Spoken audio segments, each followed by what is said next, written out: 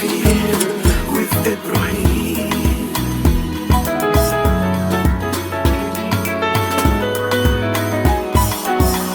Welcome to Coffee with Ebraheem. This podcast is about real people, real struggles, and the strength it takes to bloom after life's hardest moments. So grab your coffee and let us begin.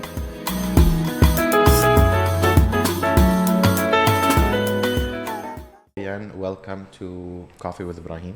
It's a pleasure. This is a very special segment, okay? Because after we finish, we're going to be doing. Why are you worried? I'm not worried. I'm sorry. What's happening after? I'm joking. Nothing. Tell me. No, nothing. Nothing. We were gonna box, but Okay, just a little bit. a little bit. You have the gloves. I have everything. You know why? Because I can't. You know, I love boxing. As you see on Dubai Bling, I'm a bit of a violent person. Yeah. Because I grew up in a house with 5 brothers, and I was like literally the punching bag for them. So I was the youngest. So I took. Oh, they were the older brothers. Yeah, Ah, I got the most. I got whooped. You know. But it made me who I am today. It made me strong and resilient. But my issue is when I got older, when I started to learn martial arts and karate and all that. Like in America, that's what you do. Like you go to school, then you do like after school programs. Either you go soccer or you go to martial arts. So I did martial arts. Okay. But I didn't want to do boxing because I was afraid to ruin my face. I knew that one day I was going to be famous, and I need my face, my nose to be straight, not to have a crooked nose or مش مرة واحدة. It happens after. Like my face is an investment. So I started. Actually, there's a guy. His name is Nader. He's like an instructor for what is that Brazilian Muay Thai? Brazilian Jiu-Jitsu, BJJ. Yeah. Okay. So he works. I think he teaches the army in the UAE how to do it. He's originally also Palestinian, half Palestinian, half Brazilian. So before he was teaching me, and I did like a few sessions with him. I really liked it. He taught me how to choke someone, and I tried it on my employees. Did it work? I mean, they're good. They're chilling. I don't think it worked. So no, just to make them pass out, not like to kill them, Yeah. obviously. So then I did my nose surgery. So like for the nose surgery, like I have to wait at least a year for it to recover, and I was scared after that. Like someone touched it and something happened, so I never went back. But now I'm ready. Now you're ready. Yeah. So anyways, leave that aside. Who is Rayan like outside of? I know you have social media. Yeah. And you just started in it. Like Recently. You're quite young. How old are you? I turned 19 3 months ago. Approximately 3 months ago. Yeah. No one told me this was a children episode. No. I'm joking. It's good. The bullying started. We would have brain like candy for him. Like, you have candy? Just coffee? Or would you like? Do you drink coffee? The bullying started. Are you allowed to drink coffee? I'm allowed to drink coffee. Yeah? But certain limit because of the age. Oh, because like not too much. Don't push the Only caffeine. 1 cup, huh? Yeah, don't push the caffeine. Do we have coffee for the? I don't want to say. 19. That's still teenager. For the teenager. This is a teenage coffee. So tell me. So there is one thing I want to, because I have my audience. My audience is a lot of them are Gen Z.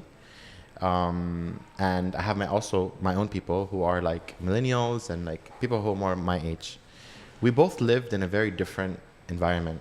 Your generation grew up on YouTube and what they call this live streaming and PlayStation and gaming and stuff. That's when we first started. So like first PlayStation was in my generation. Do I call you grandpa, uncle? Great grandpa. Yeah. In the back, huh?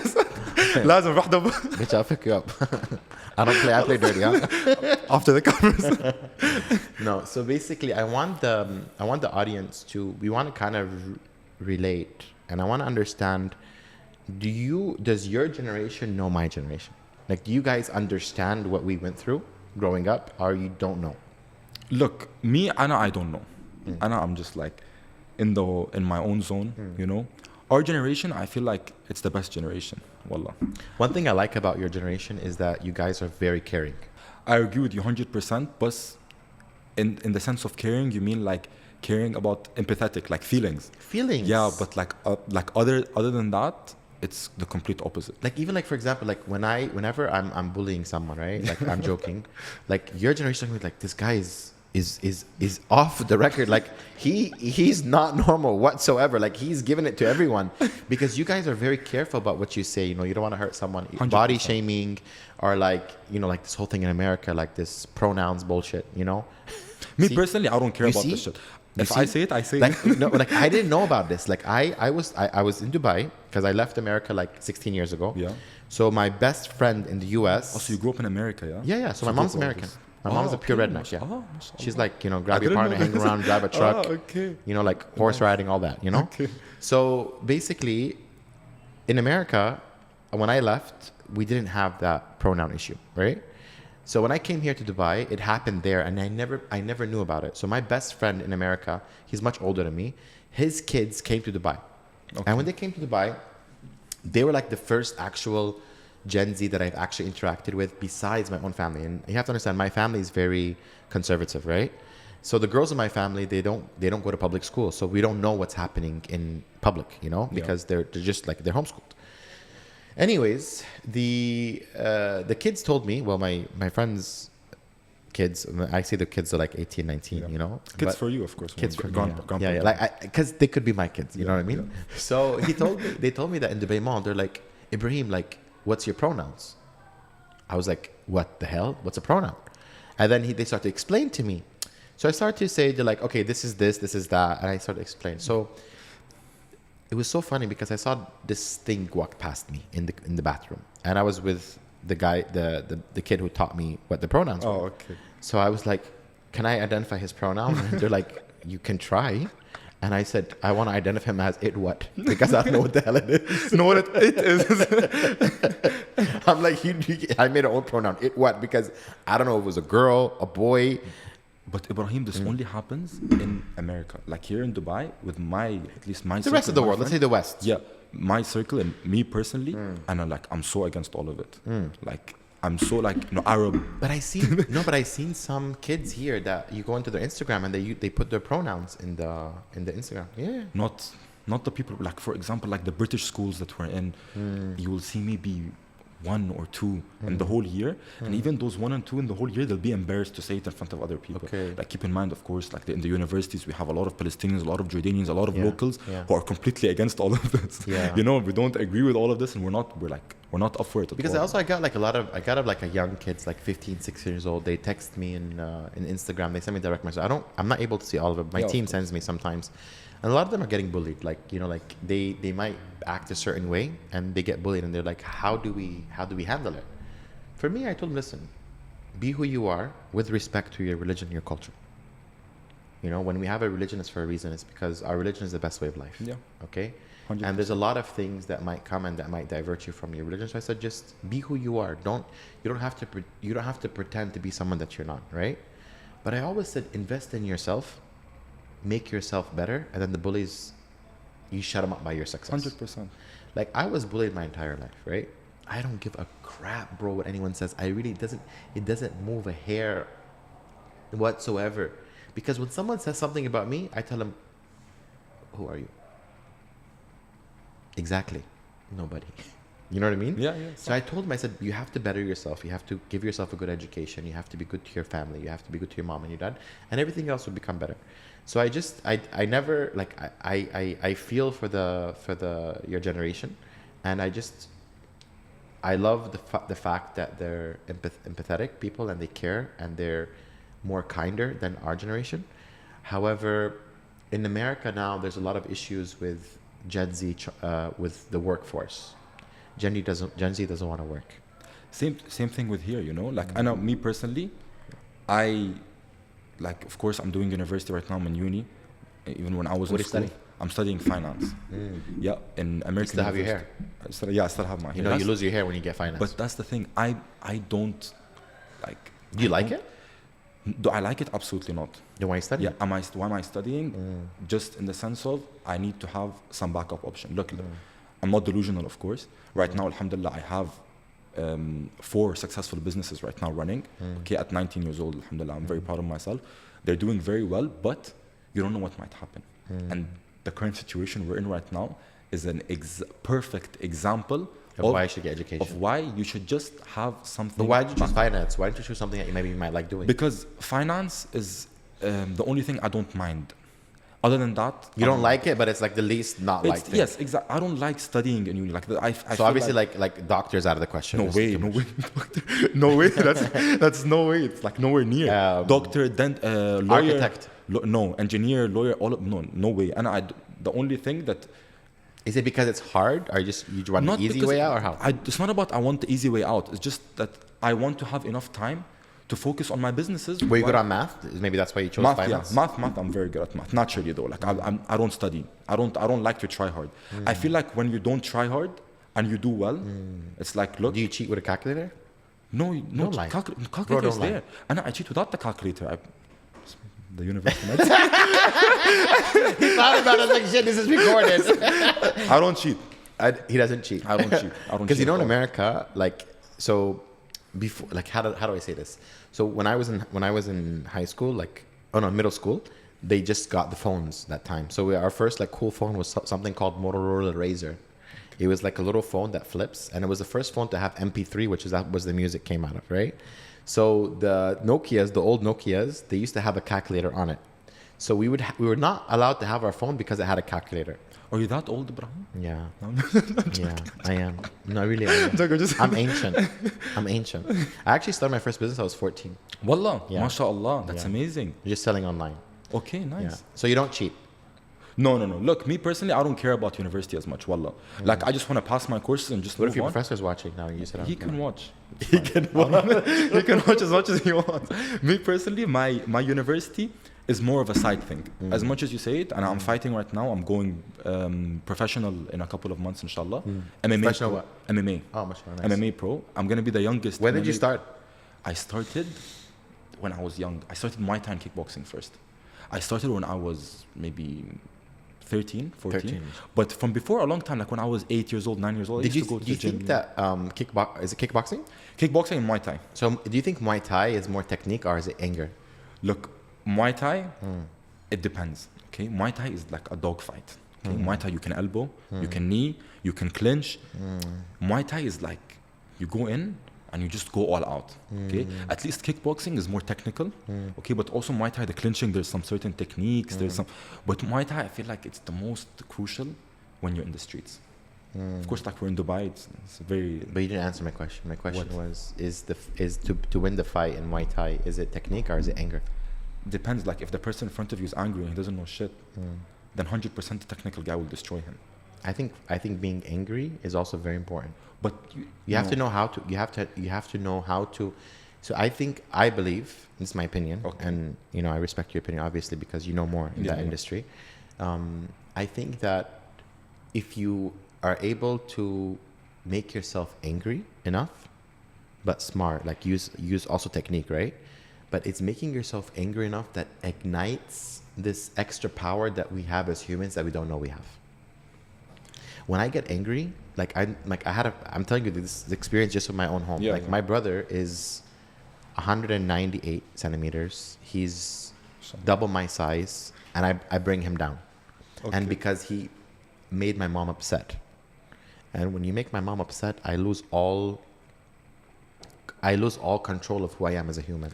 And I come into an animal. I admire this a lot about you, Ebraheem. Wallah, I admire this a lot about you. You know, I told you this before that you posted a TikTok once, right? You posted a TikTok once of you taking your mom Umrah first class, and when you posted that TikTok, Wallah, that inspired me so much to do the exact same. You know, right? That video got 8 million views. That Do you know why? why? Because the comments were all trolling. They're like, how can homeboy go to Umrah, in first class? How can he flex Umrah first class? You know, my reply was? What? I was like, so when the airplane goes, no one should be on first class? What is he talking about? There were actually trolls in the comments. Yes. Wallah, They were like, why? They're like, you're going to Umrah. Why should you go first class? I'm like, So what? So like, should the airplane go empty to Umrah? Like, we're all going to Jeddah. We're all going for Umrah. If you can afford first class, Yeah. why not take her first class? Why not give your mom the best treatment? Yeah.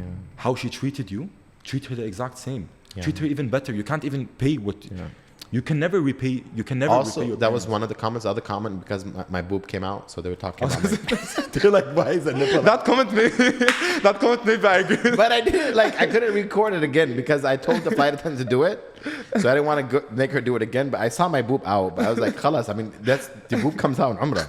It's normal. It's not my aura. My aura is from my belly button. So yeah. But the only thing that maybe a It comment, just it peaked like peekaboo, like peekaboo. a comment that might have came is that, like for example, I posted also the video. I posted a video of like one of my dreams before I turned 20 years old is I want to take my mom Umrah first class. So I posted this video, and people were in the comments. The only comment that I got was like, "Bro, like you think the Umrah won't count if you don't take her first class?" No, bro, it will count. It will count. It's No, just but the honestly, I sense. swear, bro, like wallah al-azim, I've traveled the entire world, and I'm take this from me as a bigger brother. Everywhere I went in the world, there's no feeling like when you go to Umrah. 100%. There's no feeling. I can never describe when I first saw the Kaaba. That's first thing. And no matter where I go, I take my mom wherever I can to around the world. She always chooses Umrah. Like that one year, remember, I think it was the same year I took her.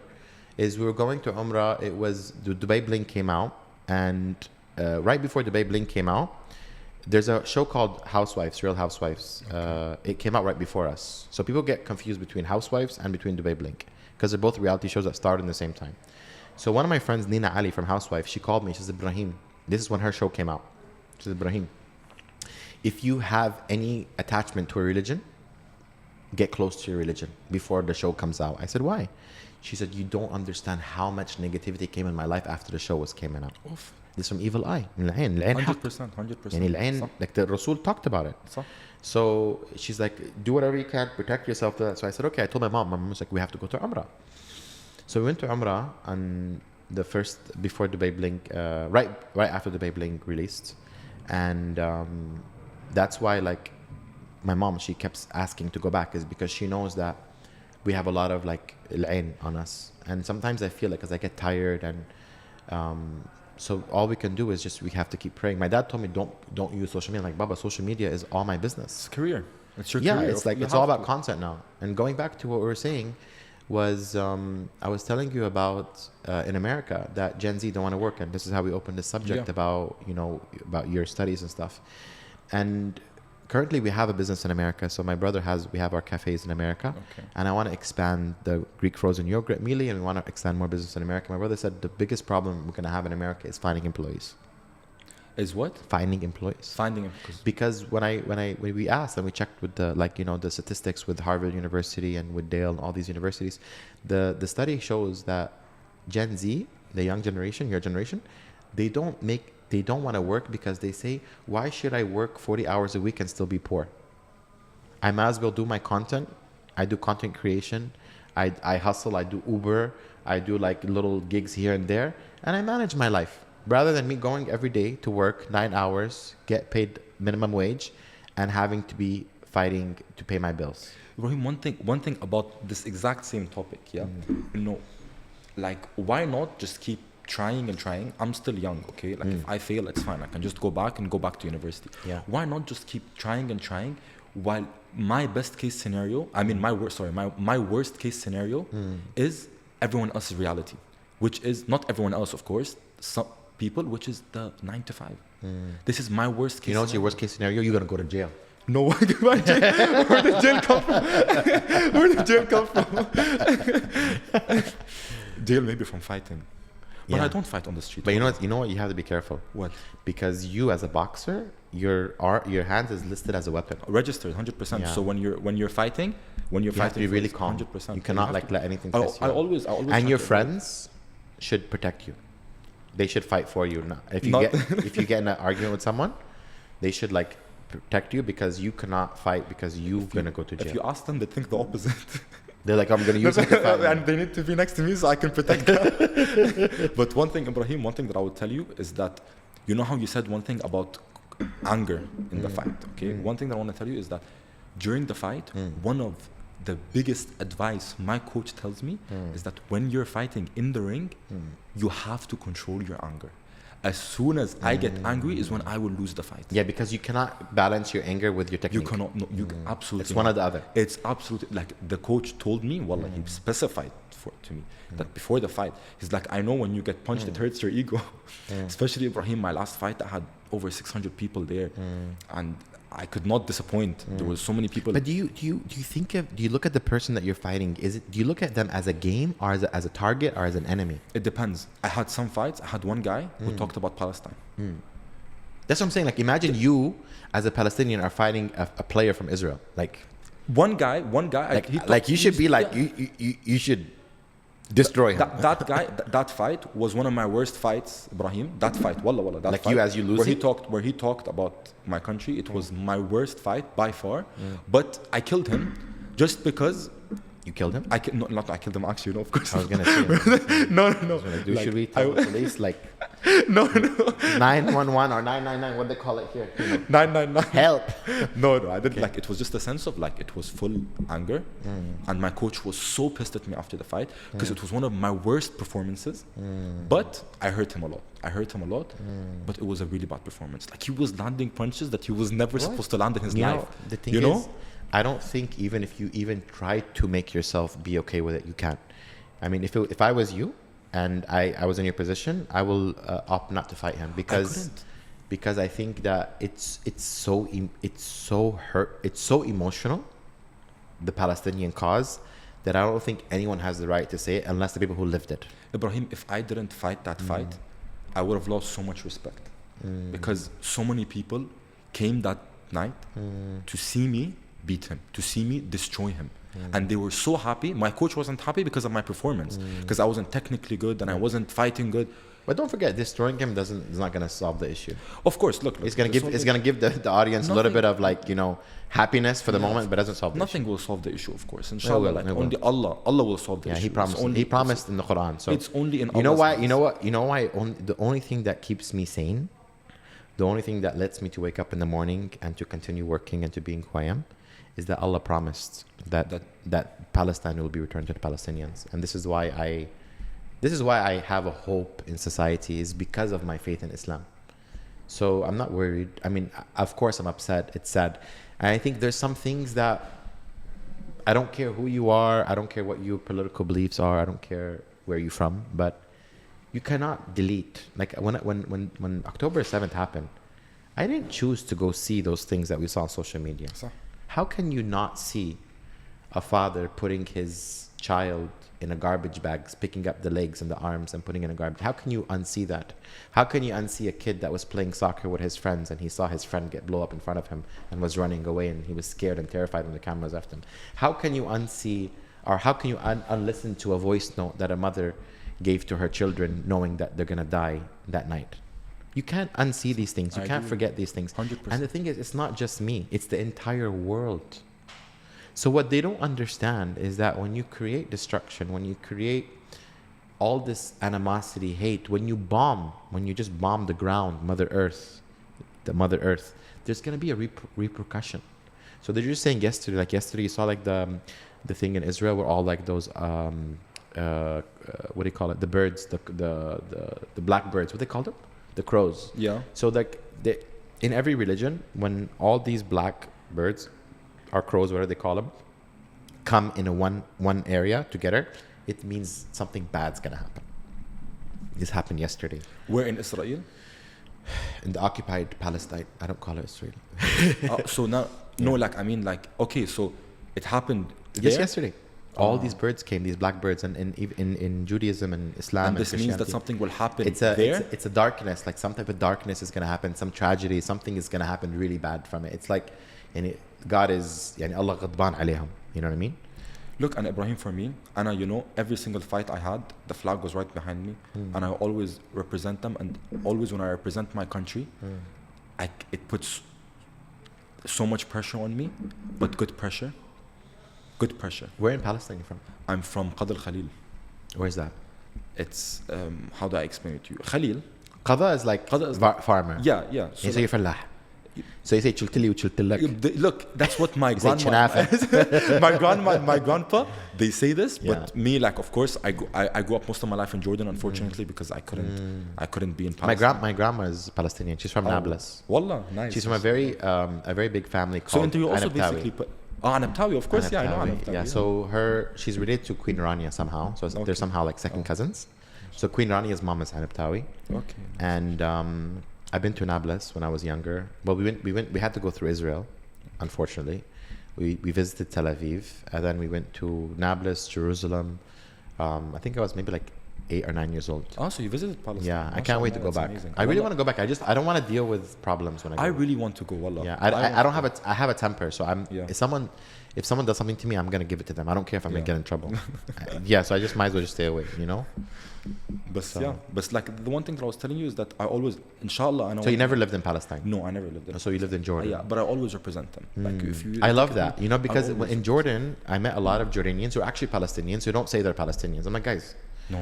Jordan's like 90% Palestinian. Of course.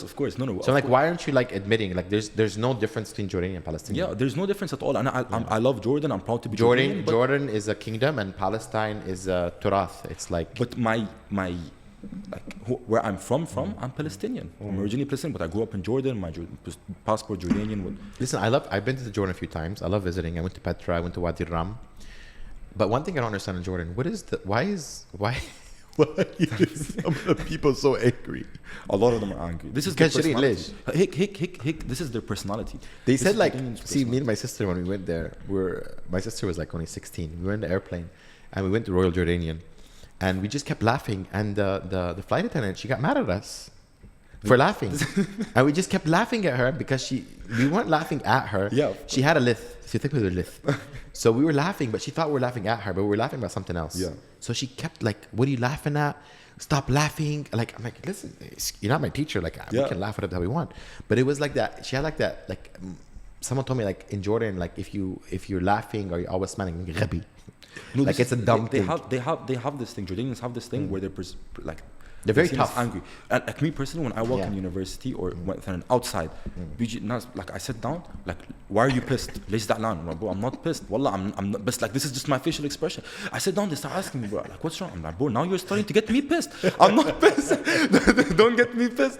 It's the same, but like it's never like it's. No, just but their- they're also like, it's like Jordan for me is it's a really funny thing because like you'll be like, I remember I went to some place called Abdun.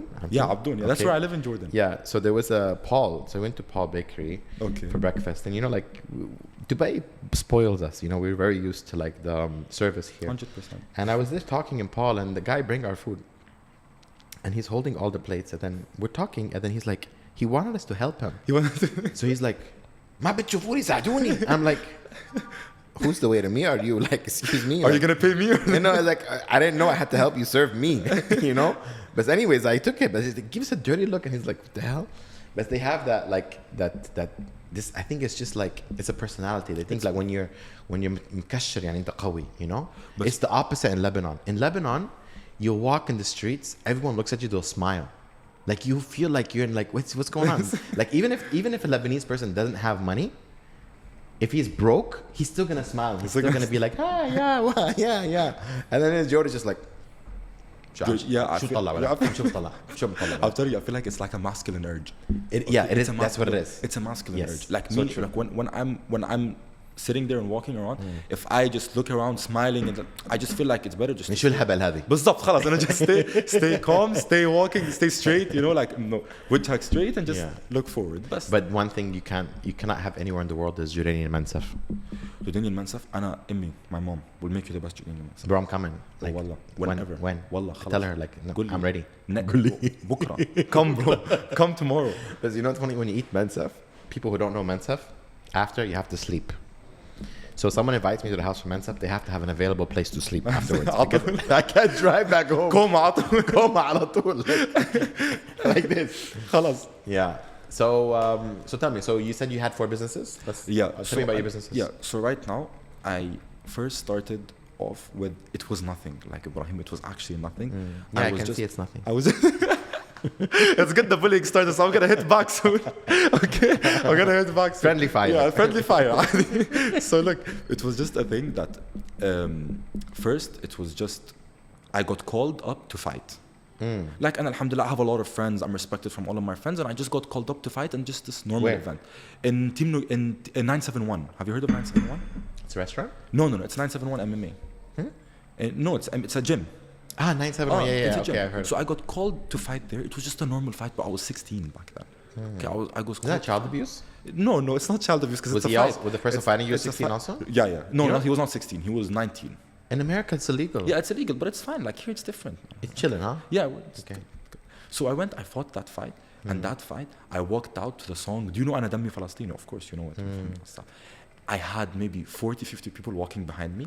It was crazy. No we way. were all singing the song, and we walked up to the place, and I had the flag with me, and I fought. It was a huge step in my career. Like this, it was just a small fight. I barely got paid for it. Like nothing. It was nothing. Just a small fight, and it boosted my career so much. And then after that, the person who was hosting the event called me to be his partner. Yeah, because he saw, alhamdulillah, I got so many people around me, and he saw like we were speaking, and then I fought in that event again, and we grew the business so much. It was a fighting event. So the event is like going around fighting. Fighting event. Yeah, it's a fighting event basically. Yeah, it's like a event. But just like what kind of people are fighting? Mostly popular people in Dubai, not famous, mostly popular. Can you do something like, just me as a businessman, I'm just speaking. Can you do like, instead of like, can you do like girl fighting? We wanted to do a good. But I don't not fight, just slapping. We want. You know the slaps? No, only slaps. You know the one? You didn't see that one? Where they slap? Yeah, I just saw slap. the one from Dana White. But how is that regulated here? No, Is it allowed? So yeah, of course. What do you mean? The fighting? Like, 100%. is this fighting allowed? Yes, if you have a license, it's allowed. You have to get a license of from course, the of course. Department of Tourism, no? Yeah, you have to get a Or license. DED. Normally, you would get it. You could outsource it from a gym. Me personally, I outsource it from the gym. Because even like when we wanted to have an event, we wanted to bring music, we have to get a license for it. You can. Me personally, I outsourced it. Okay, which was much easier. But the fighting event was just a start for me, bro. Okay. It was the fighting event that it was. So what's that business called? It's called KCG Fight Night. Is there an Instagram for it so people can Yeah, follow yeah. it? There is. KCG Fight Night? KCG Fight Night. Yeah. Okay, what's the other business? So the other business that's making that boosted me the most was Paddle Fest. Paddle Fest. Paddle Fest. So like an event also. It's also an event. I'm mostly in the event management business. Okay, so it was also an event, and that event first. You bring people from the community to like do paddle together? To play paddle. It's paddle tournaments. Are you good in paddle? Yeah, I'm very good at paddle. Do you play paddle also? I played it a few times. I was invited in South Africa to like an event also. I don't know, like I liked it, but I think I need practice. Ibraheem, it's such an easy sport. It's such an easy Sorry. sport. It's fine. I need practice only. It's such an easy sport. It's like you'll train 2-3 times, not even train to play 2-3 times, and you'll be able to play well. That's second one, third one. No, the second one, the second one is the one that's the best one. The paddle one. Yeah, the paddle one. So let me just explain to you like a small overview. It started with just small paddle tournaments weekly, making what like 1,500, 2,000 dirhams, like nothing at the beginning, and then I started getting huge sponsors through one of my friends' connections was getting huge sponsors like Mayfair, big real estate companies that would pay huge amounts to come sponsor the tournament. How many people will come show up in the tournament? Like maybe 300 to 400 people. Nice. But the difference is, Ibraheem, those 300 to 400 people are premium attendees. Like Yeah. These are people who can pay. Yeah, classy. They're classic. They're paying 500 dirhams to enter. Like a my paddle. friends. Yeah, exactly. Like your Dubai Bling friends. They're paying 500 dirhams to enter a paddle tournament. Yeah. You know what I mean? 500 dirhams to enter a paddle tournament. Like you have to have a good amount of money to pay this 500 dirhams to enter just a paddle tournament for fun. So this is what differentiated me from all the other paddle tournaments in the market. And this is why, alhamdulillah, right now we're dominating the market. Do you charge for like teaching someone how to box? Yeah, I also do PT. That was also the... Do you have like a gift card that I can buy? Like I want someone that wants to learn, I want to teach someone how to box. Yeah. No, Because for you, there's only... someone threw a plate at me and I would prefer... So I was thinking since he loves throwing plates, instead of throwing plates, I'd rather get punched. So fight I was like a real man. Huh? You should fight like a real man. 100%. So I was thinking to like maybe buy from you like certificate that I can give him for his birthday. For this, you don't even need a certificate. You do it Just for free? Send him my way. This is people that need it like this. This is something that's like, someone Who needs throws, it. who throws a plate, bro? No, someone that if you're gonna fight like a real man. You fight without weapons. What would you see? Like if you saw someone that you're fighting through a plate, what would you do? I'd fight him, but without a plate. Without a plate. I'll fight him like a With real a man. hand. Yeah, I'll just show him that like Because, like, I can beat you I can beat you without a Exactly. plate, and you still need a plate, and you can't beat me. I think the same concept happened. So you said that you have these events companies that you're doing. Yeah. You're also doing boxing on the side. And the fighting, of course. And the fighting? Fighting is the third. And that's your passion, right? Is the yeah, fighting? Fighting is my passion, but also Ibraheem smartly. Hmm. Okay, I'm not like, for example, I'm not in my head. I don't want to be a professional fighter like a long-term professional fighter. Absolutely not. That's so stupid for me. The people who do this, mostly 99% of the people who go professional is because they need to feed their families. Yeah. And alhamdulillah, I'm not in this position. Yeah. But I'm just passionate in the sense of I want to become more of like influencer fighting. Yeah. Where you fight, you grow your name, you inspire the younger generation. It's also dangerous because you know, like one mistake you can get a brain damage. It's extremely dangerous. This is the exact reason. This is so stupid. Imagine training. Imagine training. Okay, this is my UAE nationals. I fought UAE nationals. Okay, I used to train maybe 2 to 3 times a day. Okay, I used to fight the best fighters in the UAE. One of them was second ranked in the world. Okay, I won the UAE championship. I won the national championship, and you'll make nothing. This is the thing. Not only that, also like, with all due respect for your, your profession, for me, Islamically, I look at it as being haram. You know why? Because if cigarettes can be makruh, or shisha can be haram, or drugs is haram. Yeah. The reason why it is because it's harming our body. And this is, I think, why also Khabib stopped, right? Look, this point. He said that because his father passed away, and he said that he wouldn't like. It's something that your point. I agree with your point. Okay, this is the exact reason why my passion is not. It could be a business. It could be a business to train, to protect yourself. But it's another thing for you to go and to fight and to harm someone else's body for no purpose. I understand that point, but I agree with that point to some extent. Like for example, my fights, most of my fights, a lot of them had headgear, a lot of them had high ounce gloves, a lot of them. But you still get hurt. It's bound. You bound to get hurt. You get hurt, but also Ebraheem, when you do this and you have this experience in the ring, it also allows you to defend yourself outside. Did any like sheikh actually give a fatwa for that? Yeah, one sheikh told me it's halal, and I'm gonna post a video soon about it. Inshallah, I recorded with him. Mashallah, he's a huge sheikh.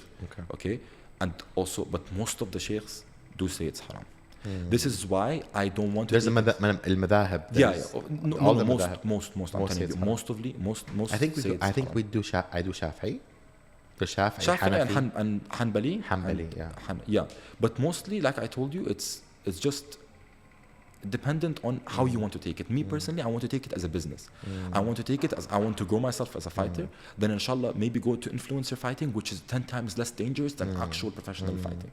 But my main goal right now, alhamdulillah, is to grow my businesses, but also I want to have this image of I really want to become the youngest professional MMA fighter in the Middle East and the youngest professional Palestinian MMA fighter in the world.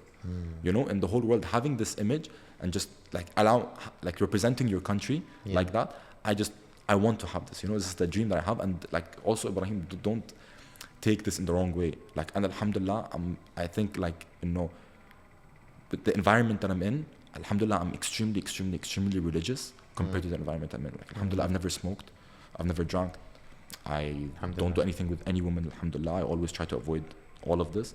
Okay, inshallah, salat al-mustaqim, I pray 5 times a day. I'm always focused on this because without this, I'll never have anything else. And not only that, it's the fundamental. Not only that, I tell you something, like a lot of people who do haram, let's say someone, for example, who drinks, right? I tell them, like, where do you stop the haram? Like, today you drink, tomorrow you steal, and it just continues. That's the problem. And you have to stop it at one point. You lose your soul. And without religion, you should have mabadi', like a line. 100%. You should have a red line. I'm not an extremist. 100%. And I have a balance. I can think so many bad things. I'll plan it, and then when it comes to it, I'll back up. Yeah, exactly. Because I'm like, no, it's not worth it. You have to have this sort of balance. I have balance. control. Exactly. Control. Self-control. Yeah. You have to have some sort of balance. That's why I'm so successful. It's because I have control. Mashallah. That's the best thing. That's the best thing. And you controlled yourself not to beat Bliss up after he threw the plate. I did. Yeah. No, I did. No, I went after him. You did? Bro, he was hiding in the tree. Like he had 3 people protecting him. So no, for me, I lost it. Like, that's what I'm telling you. When I got hit with the plate, he thought he was gonna knock me out. What he did is he just ignited the dragon that's inside of me, and I went for him.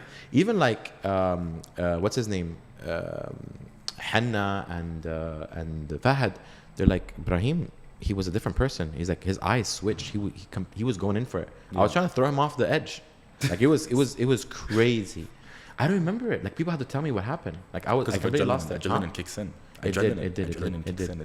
But you know something, like, what? So basically, like, the plate made me bleed. Okay.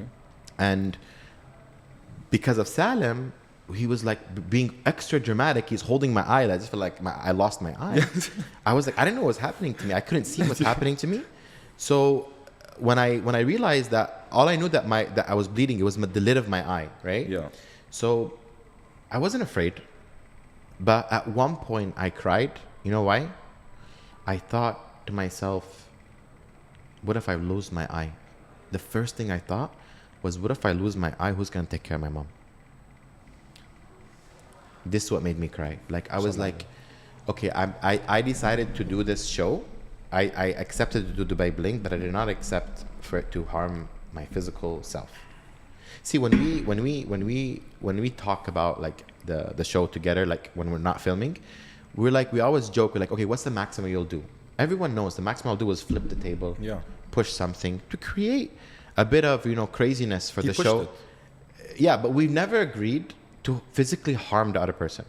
So if I today, right now, if I push this table at you, what are you gonna do? You're gonna push the table back, right? Yeah. If I push something, you're not gonna pick something up and target my face. No. It's a big difference between pushing something, right, to create a drama, you know, for the audience, and there's another thing from you taking something and physically trying to harm someone's face. That shows a lot of jealousy and hatred to me. So that's bottled up. Did you do it intentionally? He says no, but I know he did. Because you don't, bro, listen, let me tell you something. I looked at that man as my brother. We traveled together. Like, I would take a bullet for him. I love them so much. I still have respect for them. But just stay away. 100%. Like, I respect you. We're friends. Just stay away. 100%. Because, khalas, you showed me who you are once. I don't have to see it twice. Right? 100%. I agree with you. But the way I judge the situation is, would I have did that to my brother? If my brother pushed the table on me, would you have targeted his would face? I have targeted his face? Absolutely not. No. Absolutely not. Of course not. So if I consider you as a brother, but you don't consider me as a brother, then we're not brothers. So. I think I gave them more than what they deserved. I'm very, like, for me, if I made you my brother, if today khalas, I said, you know, inta minnu fina, and I help you whatever you can, I don't look at our relationship ending. I imagine us growing old together. So. Like, the saddest thing for me with them is that I've imagined us being 80 years old and laughing about what happened when we were younger. Yeah. I never thought that this was going to be. But think people are envious of each other. Like, the thing is like, whenever you see someone has hatred towards you, or jealousy, or envious, it kind of builds, because they end up looking at what you have. That's why I say never look what someone has. Promise me, never look at what someone else has. If Allah given something to someone else, that's for them. Allah given you Allah made you a certain way, He made them a certain way. You have goods and bads, and they have goods and bads. Don't look at other people what they have, because that's when you become envious, because you start wanting what other people have, right?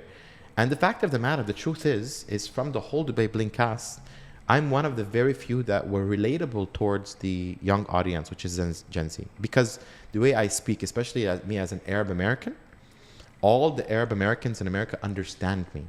They get it. When I walk into the set, and if the conversation is boring and I create some drama to be messy, they get it. Yeah. They know that it's not me. Like they know that I'm just creating this craziness just so that it's not boring. They understand it. And you made the show very entertaining. Thank you so much. I watched the show. Thank you. The show was extremely entertaining. And you were one of the main characters that made it entertaining. Wallah. I'm being fully honest with you. Safa did her part too. Safa did her part also. And we need balance as well. Like Mona did her part, because Mona is like a sweetheart. You know, everyone can't be loud like me, you know? There has to be different personalities. And I think altogether it's good. But anyways, the idea of what I did for this podcast was real stories, real people. You're a real person. You have a real beautiful story. And I think you can motivate a lot of people your age. Like, mashallah, you're doing a lot for such a young person, especially, you know, from your community and the challenges that you have. Towards the end of the podcast, I always like to leave the podcast like to close it with a very good note. And sometimes it's usually we agree on doing something here. Since it's being documented, we have to do it. Okay. Yeah. So I want to know, like, what can I do to help your business? How can I help you to go to the next level? Is it I have to promote? I have to show up to an event? What do you want me to do as Ebraheem to support, you know, a younger brother to reach even better than me, inshallah? That's amazing, Ebraheem. Wallah, that actually means a lot. Wallah, I appreciate it. I know one thing, Ebraheem, is that one of my biggest goals is to just, inshallah, grow influentially, okay, and inspire younger people. I want to inspire them to be religious and do well in business and just be able to A defend good person. themselves. The best version of yourself. The best version of themselves. Yeah, and I call my people the blooming community because blooming means you're always prospering. So you have to be the best version of yourself. And I remember you told me that one of your goals was to take your mom on to Umrah in first class. Before I turn 20. Before you turn 20. This is urgent. So then we will go together. So you take your mom, I take my mom. Okay, perfect. Okay, they chill. Your mom speaks English? Deal. My mom speaks English. Yeah, of Okay, course. good. Yeah. خلاص, Because my mom doesn't speak خلاص. Arabic. We do this then. خلاص. We do this and inshallah after the situation calms down. Inshallah. 100%. But It will, I want you inshallah to come to one of my events to Done. check it out. Done. To just, you know. Can I help you to maybe create a product for yourself? Like to I need your advice. That's it. I want you to come, analyze, and I need. I think you should do merch for the paddle event.